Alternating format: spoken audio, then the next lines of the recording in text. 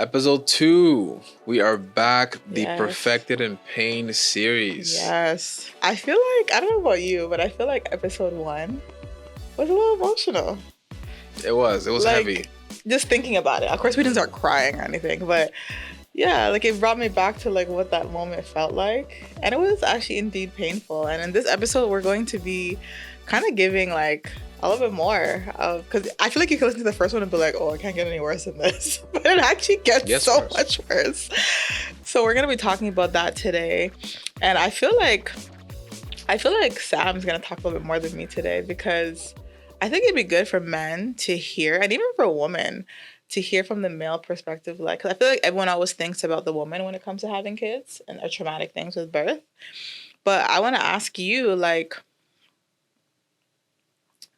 in this episode, I'd love if you talked about what it was like from the male's perspective, like having a wife in this instance. And he's going to talk about the crazy question that was like opposed to him. And yeah, I want to hear your heart on that, because I just feel like the male perspective is not really thought about. Yeah. And what men go through with postpartum and what men go through with even pregnancy and newborn stage and all of that. So anyways, we talked in the last episode about, okay, they told us to abort our baby. We said, absolutely not. We prayed, we fasted, and then now we got to the place where it was time for labor. Which was crazy in itself, but yes. Yes, I was in labor for 4 days. Is that normal? Absolutely not. I thought so. Absolutely not. My husband's so cute. He always asks me, like, is that normal when it comes to like female-based things? 4 days of excruciating pain. I actually, till this day, don't have a perfect back. I will say that God healed like the extreme pain, but I feel like my body has never felt the same after that, just because they inserted the epidural incorrectly twice. So it wasn't actually flowing to my bloodstream like it needed to.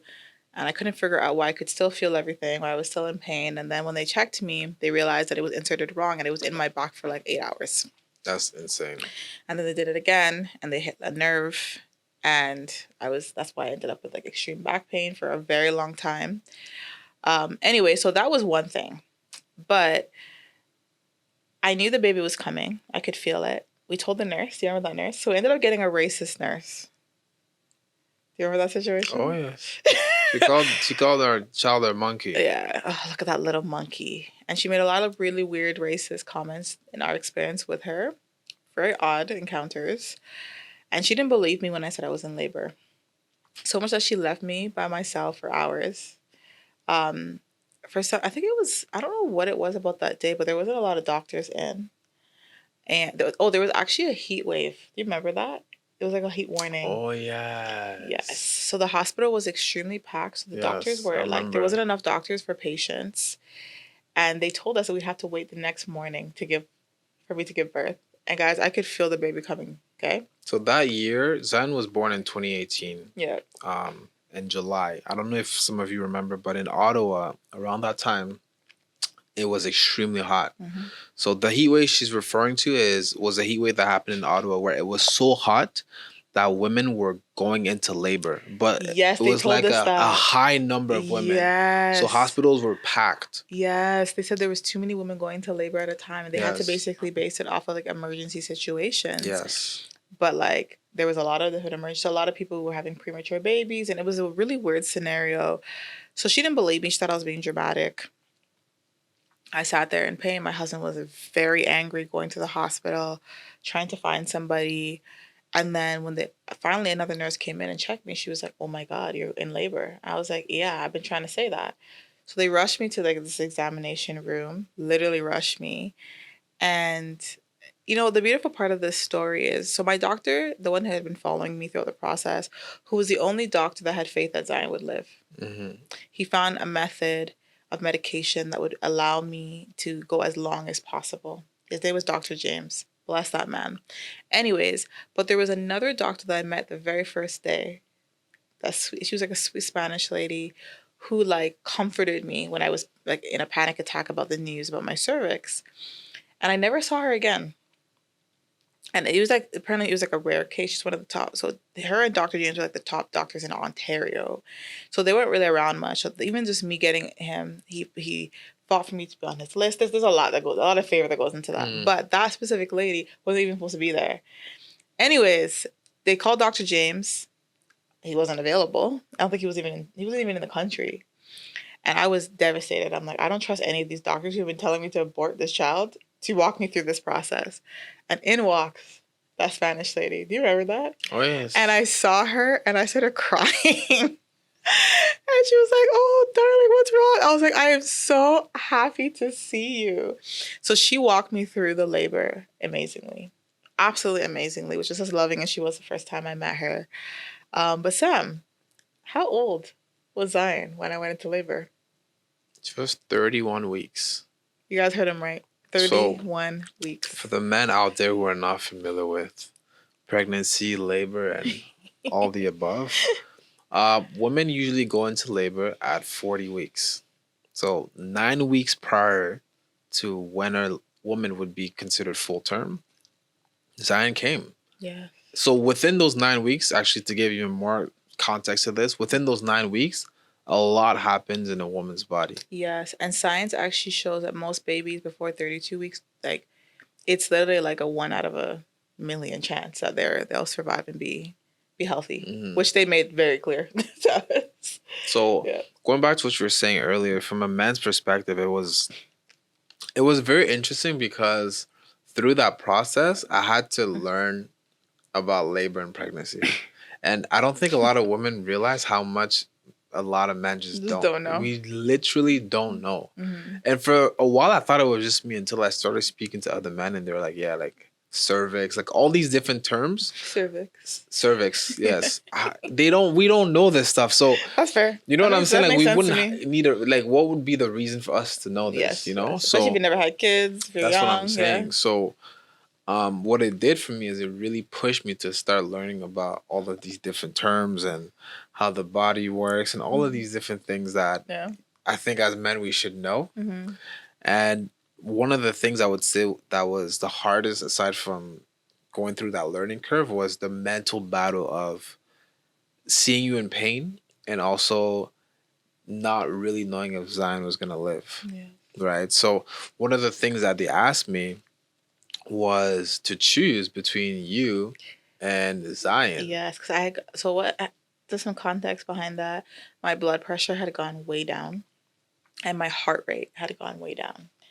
And I wasn't doing good. Like, they were like, "You don't look well." And they literally looked at me and said, "If you keep this baby in any longer, you will die. You will die." And I said, "All right, let's do it."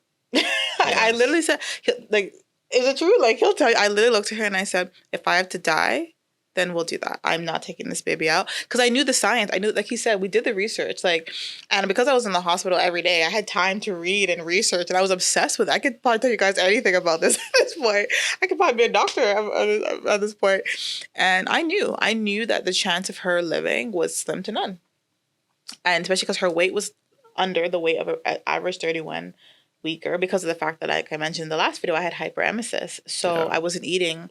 So I was losing weight. The baby wasn't gaining weight. So she was not in a good place either. And I looked that doctor right in the face. I said, "No problem. We will do this." And that's when I saw a different side to my husband. Yeah, because even her saying that, I was like, let's think logically here. And this is to me, that's very logical. This is not to downplay the situation, but logically, together we can reproduce another child. Understood. I get that perspective. If you die and the child comes out healthy, which glory to God, the child came out. Yeah. There's nothing I can do, right? So I don't have a wife and I have a child, which is fine. But then I'm now a single dad. And I have a child. So I just don't want to have that story, you know? So you're willing to lose your baby? Absolutely. Absolutely. And I also had the thought that, listen, when this child reaches 18, she's gone. You know what I'm saying? You're gonna be here with me when these kids go to college and all that. Mm-hmm. So I had to get to a point where I had to really think logically Mm-hmm. and realize that as much as I love this child and I want this child to live, of course, it just makes more sense to choose you over Mm-hmm. Zion. And I was livid, guys. I was so angry. I said, "What?" Because he looked at that nurse. He said, "Do not listen to her. That take that baby out. We're trusting God that my wife will live and the baby will live as well." And I was just like, "What are you saying? What are you talking about? How could you say that? We came this far. They remember they told us to abort that." I was just like, "What is going on with this man?" Of course, emotions were very high. Mhm. I was not being very. I guess I wasn't being like. No, you Very, weren't being logic at all. I was like, guys, she's pregnant and she told her to abort the child. Are you really gonna listen to what she's saying? yeah. So he put his foot down. He said, "Toya, stop. I made a decision. The baby's coming out today. And hey, at the end of the day, you need to submit to your husband." With a heavy heart, with a heavy heart. The heart was heavy indeed. I said, "You know what? I trust this man of God. I trust him. I trust my friend. I know that he's not going to make any decision that is not what he feels is the best decision." So with tears, lots of tears, I said to her, "Okay, then let's do this." Um, so because here's the thing, even though I was going into labor, I should give this context. I know earlier we were saying I was going into labor. Even though I was going into labor, they were giving me medications to slow it down. So that's actually part of why my body was like essentially shutting down, because they had pumped medication into me for 4 days. So a lot was happening to my heart rate. The medication wasn't doing what it was supposed to. I don't even remember necessarily all the terminology right now, but essentially they can always push it like as long as they can, but the contractions were there. So they were giving me medication to like decrease the contractions and to like keep this going as long as possible. But in the process of that, like I was just showing my body. I was so bad that I was passing out. Do you remember? I remember. I was really passing out. I Yeah. couldn't even. I just couldn't stay awake. I was on my body, and I was awake for those 4 days, right? So I also hadn't slept, so that didn't help either. I hadn't eaten. It was really bad. So anyways, we decided. I mean, they took me. They at that point, they stopped the medication, and then we should have started with that. After the decision, that's when they rushed me to the room, because she was like, "Oh, okay, like your body's ready to go into labor." Because I think at that point they gave me medication to induce the labor, which worked very quickly because my cervix had already been open. So at this point, let's go, let's do this. And yeah, it was a really scary experience, to be honest, because 1 minute you're pregnant and you think you have 9 weeks left, and now you're having this baby, right? And you're just so much of a roller coaster from you're in pain for 4 days, the nurse wasn't believing you, and just so much like it was just a lot. Like now, the baby's coming, and your husband just said like it's okay if the baby goes, and like there was just so much going through. Like it was so much decision making and up and down and roller coaster. Like even as I'm telling the story, I'm trying to remember the timeline because it was so much in such a short period of time. Anyways, like I said, the lady was there in the room, which brought me peace. And the labor was quick. It was easy. I pushed 3 times, and that baby, and when I say flew, I literally meant flew. Like she went like this to catch her. That baby girl flew out. And to their surprise, she was breathing on her own. So the plan was, and they walked us through it, as soon as the baby comes out, unfortunately, I wouldn't be able to hold the baby. Like I could quickly look at her, but they need to get her into an incubator. So that Sam was going to run with them to the NICU, so that he can be there during that process. So that was very traumatic, because other women get to hold their babies, Yes. Have that moment. I didn't get that. I saw her for 2 seconds. I remember I gave her a kiss, and they ran, like literally ran out of the room. And I remember sitting there. My best friend Ruth Joy was with me, and I just cried, and she cried with me, because it was a bittersweet feeling. Like I was like, she's alive, she's breathing, and they were like, oh, she looks really good. Like they're assuring me, no, she looks really good. Like for a 31-weeker, like she looks good. And I'm like, okay, that's good news. But at the same time, you're like, it's only been like 5 minutes. So, you know, we cried and she prayed with me. She said, Zion's going to be okay. I promise you she's going to be okay. And I don't think I saw her till a couple hours after that. Yeah, only I was able to go. Only Sam can go. To the NICU. Yes. So the NICU, for the men out there, I don't know what it stands for, but basically... NATO... Oh, I can't remember right now. I have no clue what it... I never asked. The place where they put pre-babies. There you go. or sick babies. So I was able to go. I remember running there with the nurses with my camera in one hand, just like trying to get a quick photo here and there. Yeah, this guy is a media head no matter what's going on. He was determined to still get photos. We're literally the most traumatic moment of our life. He still got photos. Yes, there's one shot that I got in the NICU. Yeah, maybe we could put it on this holding video. Zion's little hands. Yeah, he got her face. He got them her screaming when she cried. So that was another thing. She cried when she came out.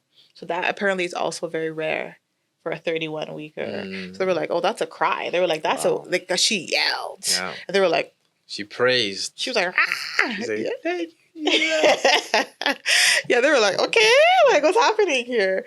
And to be honest, it was a really tough journey. She was in the NICU for 7.5 weeks. Yes. I was there every day, all day. Sam was going back and forth every single day while working full time. God was good though, because they were able to move us to a hospital. It was like 7 minutes from your work. Remember that? In Quebec. In Quebec. Yeah, that was just like, because she was born in Ontario, but because it was such a high level case, they moved her to a hospital that was more equipped to take care of her. So I was working, just to give some context, I was working in Quebec. So not Quebec City, in Gatineau specifically. And she was in Chio, which is in Ottawa. So I was going, basically, for Americans out there, those are two different provinces. So they're not... Yeah. Like neighbors like that, you know. You have to. She wasn't in Chio. She was in General Hospital. Didn't they move her to Chio? Oh yeah, they moved her to Chio for a bit. You're right. So she was in the General Hospital. And then to Chio. So Chio is like the Children's Hospital, Eastern Ontario. What it stands for. So it's like a very high level hospital for sick kids. So I was going in between Gatineau to Ottawa. It was a mess. It was like what, a 45 to an hour drive, depending on the time. We were not sleeping. And keep in mind, so when you have a premature baby, your body still thinks it's pregnant. So I wasn't like, so I took a while for me to like produce milk because the body still thought I was pregnant because you haven't gone through the 40 weeks, which is a really cool fact. I didn't actually know that until I was in it. I was still nauseous. I was still experiencing pregnancy symptoms as if I was pregnant in the midst of like having a new baby. And eventually my milk came in. So it's really important for premature babies to have breast milk. It's like it helps with their development. So I was pumping every few hours, like pumping to feed her, because she couldn't latch. She was too small, so I couldn't breastfeed. So that was another traumatic thing. But hey, mom podcast. Join the mom podcast called Mama Matters if you want to hear all those nitty gritty details. And I'm gonna be honest, I went into a full blown like depression and extreme anxiety because I would sit. So they have like little rockers, I guess, and then they have the little bed, the incubator, and you see your baby with all these wires, and they're taking blood, and the baby. It's just the most traumatic thing. I wouldn't wish this on anybody. Like, till this day, the most traumatic thing we've ever went through. And so what happens is they have something called spells. So spells just mean they stop breathing. And then a nurse has to come and revive them. And then they breathe again. And it's the most traumatic thing to see. So your baby's there and you're watching you're watching the screen where the breathing is going. Remember that screen? And you obsess over it. Like you just sit there and the room is really dark and dingy and you can feel the depression and the sadness in the room because everybody in there is in the same position. So no one's smiling, no one's talking to each other. Everybody's just sitting there quietly looking at it's the weirdest environment. But the nurses were amazing and they did their best to like make you feel better. But like, what can you say, right? Anyway, so for our marriage, as weird as this sounds, it did really good for our marriage.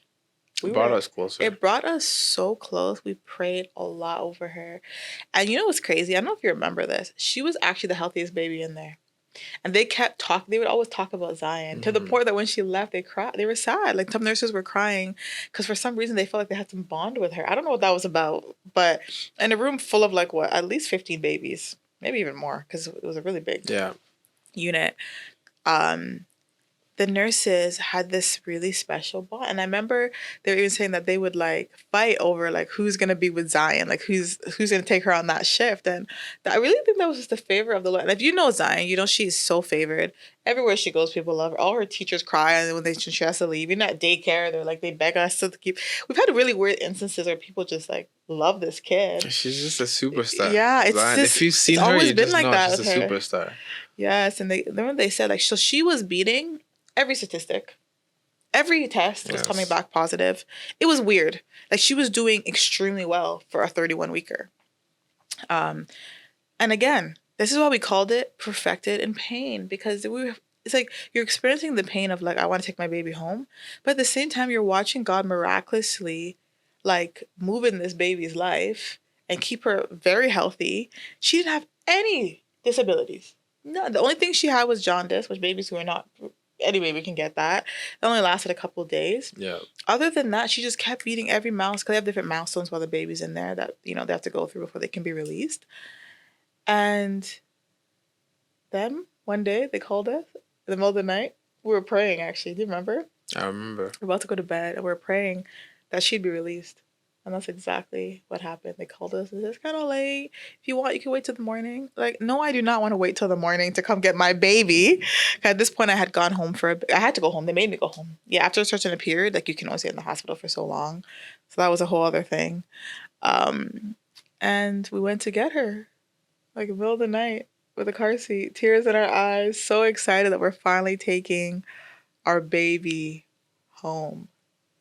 It was very emotional. Yes. But it was amazing. Yes. So, the biggest takeaway from this experience, I would say, and this is for people too who maybe you, again, experience something similar or you're just hearing this, you're like, man, this is crazy. One thing to take away is the power of discerning faith and fear. Come on. Yeah. Because for me, when it came to choosing between you and Zion, it was the reality of, okay, well, am I going to be fearful and choose to wait, sorry, this is not how I wanted to say this. What I wanted to do was basically yield to fear. Yeah. Because I wanted to just almost give up on the situation. Yeah. Fair. But I needed to have faith and choose you, knowing that by faith that Zion was going to come forth. Yeah. And that is where it really brought me to a place where I was like, you know what? If you see it and you have faith in it, you have to continue with what you've seen. Yes, faith is the substance of things hoped for. Exactly. And the evidence of things unseen. Exactly. So I didn't see it in the physical. No. But I saw it in our dreams, in the spiritual, in different ways. So that's one of the things that I really want everyone to take from this story of Zion being born at 31 weeks, that we chose faith. And it brought from the day we found out she was born pregnant. That's right. We right. were pregnant till the day she was born. Yeah. We chose faith and it brought forth fruit. A beautiful fruit named Zion Grace Kanza. Yes. She's a ball of fresh air. Yes. I love her. She's a superstar. Yeah. She's going to be very wealthy. Oh wow! I know you can see how he feels about that. I know it. She's going to marry a very great man of God, and it's been a very hard journey in terms of like the pregnancy journey, but it's been a blessing to see God work the way He did through Zion's story. Absolutely, and I think a takeaway I would say to the married couples is don't let the enemy use these situations to make you turn against, take it out on each other. And we made that vow because there was a lot of things like, for example, we couldn't be intimate during that pregnancy because my cervix was wide open and I was in the hospital for majority of it. And there's so many different things that it affected and like physically, but we vowed, we're like, we're not going to fall for this. We're not going to give in to wanting to be angry. And sometimes you're angry, you take it out on the person that you're married to. But we prayed. We never stopped thanking God. I remember when I couldn't make it to church, I would like tune into different things online. I read my Bible every day. I said, I would not let this make me draw farther away from God. I won't be mad at God about this. I remember I kept saying, I break off trauma in Jesus' name. I would say that all the time because these kind of situations will cause you to be traumatized. Like I remember I had vowed that I'm not having another baby, and took a lot of like healing and deliverance to get through that. And then ironically, we won't tell that story because that's too long. But Elijah ended up being a premature baby as well. After being perfectly fine for like 30-something weeks, my water just randomly started to leak. That's a whole other conversation. But I bring that up because it was easier to get through that because we had already known how to get through it with Zion. That's right. So when it happened with Elijah, we said, okay, we know this war. We know what weapons to use. We did this. We've done this. Gone through this war before. We know. We see you, Satan. Yes. We see you. Like we knew, and we knew that he would live, just like Zion lived. We knew he would live, and God was faithful. So, yeah, I want to encourage you guys. Like, don't stop being close, being connected. No matter what comes at you, kids will challenge your marriage. And these type of situations with kids will challenge your marriage. But you have this option to be destroyed in your pain or to be perfected in your pain. And we chose perfected. All right. So this wraps up episode number 2. If you enjoyed the episode, you already know what to do. Go ahead and hit subscribe. Yes. And if you've already subscribed, hey, turn on the notification if you haven't done so yet. Ding, ding, ding, ding. Let us know in the comment section if you've enjoyed the video, and make sure you share this with somebody, as we believe this could bless somebody. Absolutely. And could encourage them to trust God and have faith over fear. Yeah. Love you guys. Bless you. See you in the next video. Bye.